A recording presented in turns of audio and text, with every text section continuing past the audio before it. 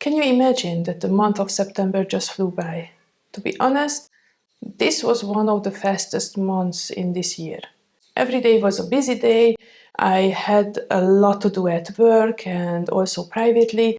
And of course, I was also spending quite some time to really start up my channel. Even though it was a quite swift month, I acquired a couple of beautiful fragrances and also enjoyed a couple of my good old favorites.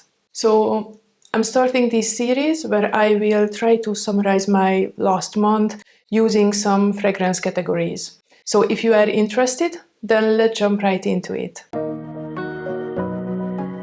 Hi there, welcome to my channel. My name is Diana and I am a fragrance enthusiast who has been collecting fragrances over the last 5 years. Here on this channel we talk about all fragrances. It doesn't matter if it's niche, designer or Middle Eastern. The ultimate goal is just to smell good and feel good. So I have to admit that I really love watching Veronica's monthly fragrance awards. And yeah, I would be lying if I said that my video is not inspired by that. I will link her channel down in the description. But of course, she's super creative. She made up all these kind of categories.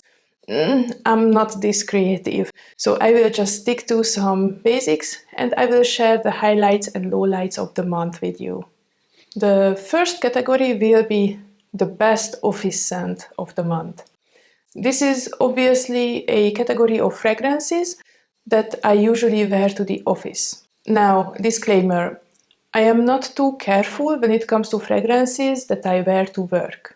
My co-workers know that I'm very much into fragrances and most of them are quite well tolerating me, even if I'm wearing some bolder scents. Still, I will try to stick to the easier going and lighter scents in this category. So in the month of September, I rediscovered an old fragrance of mine, which is Illicit by Jimmy Choo, which is a beautiful creamy floral scent with the key notes of ginger, bitter orange, jasmine, orange blossom, honey, amber and caramel. This is super sweet, but it is still quite easy to wear. To be honest, it has honey and usually I cannot do honey, especially if it goes animalic. Luckily, it is not the case with this fragrance. I believe the rest of the notes are balancing it out very nicely. It has a good moderate projection on me with at least 6 to 8 hours of wear.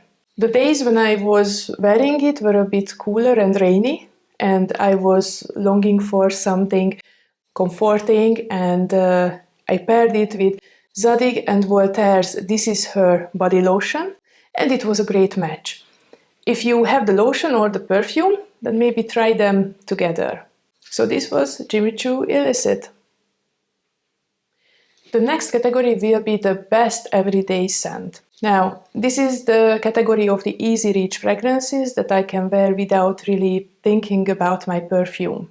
I always add 2 or 3 easy reach scents to my fragrance tray that I'm rotating every 2 weeks. By the way, if you're interested in fragrance tray videos, please let me know. I'm happy to share my trays once in a while with you. So, in September, my best everyday scent was Cair Felicity from Paris Corner. As we know, Felicity is similar to the Wedding Silk Santal from Kayali, but I think this one is a bit more fruity and fizzy, especially in the opening. It has the main notes of freesia, champagne, cassis, musk, jasmine, sugar, and a lot of vanilla. It has cassis, but it still has that peachiness, to be honest. So I reached for this fragrance when I was a bit unsure about the weather. You know, during this transition season, sometimes we have very cool mornings, and then during the day the temperature still can reach around 20 degrees Celsius. So, due to the fizziness of this fragrance, I think it is great for these days. I was wearing this scent about, I think, 3 times during the month, and it was a very pleasant experience every time. So this was Cair Felicity. By the way, if you're still watching, then I would like to ask you to take a quick moment and like this video. It will tell YouTube that you liked my content and also helps my channel to grow. Thanks. So let's move on to the next category, which will be the best purchase of the month. So I believe this category doesn't really need a special explanation. It is the best purchase of the month. It doesn't need to be a new fragrance. It can be anything that was purchased or repurchased. Since I purchased many of the new releases at the end of August, I had only a few perfumes that were in the competition for September. The best purchase of the month was for me Powder Love from Juliette Hezegan, which is a sweet, candied, powdery fragrance with a lot of cleanness. It just really won me over. It is very cloud-like, but still has a good power and also projection.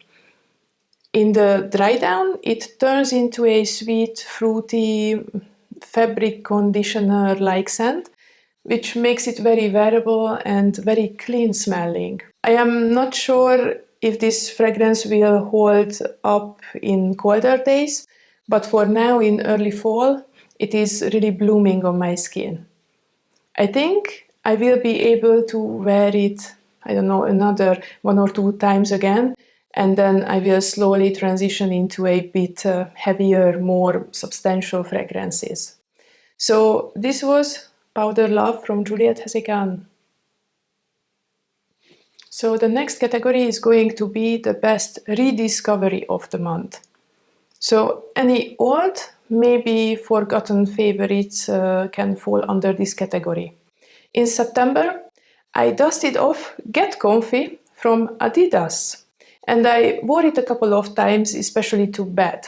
It is a beautiful citrusy vanilla fragrance, but it's not a lemony gourmand. Instead of the lemon, this has the note of tangerine, which makes it a little bit different. I am almost sure that it has also some floral notes that are not listed in the note breakdown. It has a lot of vanilla and it is very sweet and warm and enveloping, but I detect some flowers like, I don't know, sweet orange blossom or a bit of soapy jasmine maybe. The projection and longevity are not stellar, but I would say that for this price range, I'm still not mad about it. I think it is a great affordable alternative if you would like to have something very cozy, fruity, vanilla scent for fall. So this was Get Comfy. Moving on to the next one, which will be the biggest disappointment of the month. It can be any fragrance, doesn't need to be new. It can be any perfume that disappointed me for any reasons. This month, I picked Milk Orchid from Commodity, which eventually breaks my heart.